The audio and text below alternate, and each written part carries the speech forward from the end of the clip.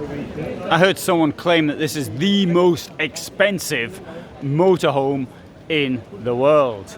Performance S from Bürstner, and well, let's have a look at some of the features.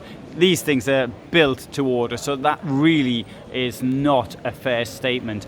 The most expensive, well, anybody could build a VW T6 or T4 and make it the most expensive camper van if they put in a gold water tank or something. Anyway, never mind that. That's the technical details. Let's go on to well, technical. You can see here it's got this huge slide out. Something like this is built to order, which was the idea which I was trying to put behind my thing about the old VW or the new VW, whatever.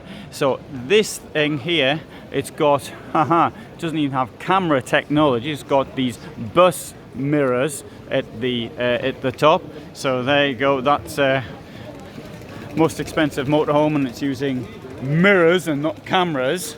I'm just about to install cameras on my own Falling to Bits motorhome. What it looks like inside is entirely up to the individual. Unfortunately, they have a no riff-raff policy, and so the chance of me getting in is not very great. But the motorhome itself, as it is around 2 million euros. The 5.3, the 3.3 or whatever it is, 3.2 million is for that piece of junk down there. Sorry, I got that wrong. For that wonderful Ferrari down there. I don't know what I was thinking of then.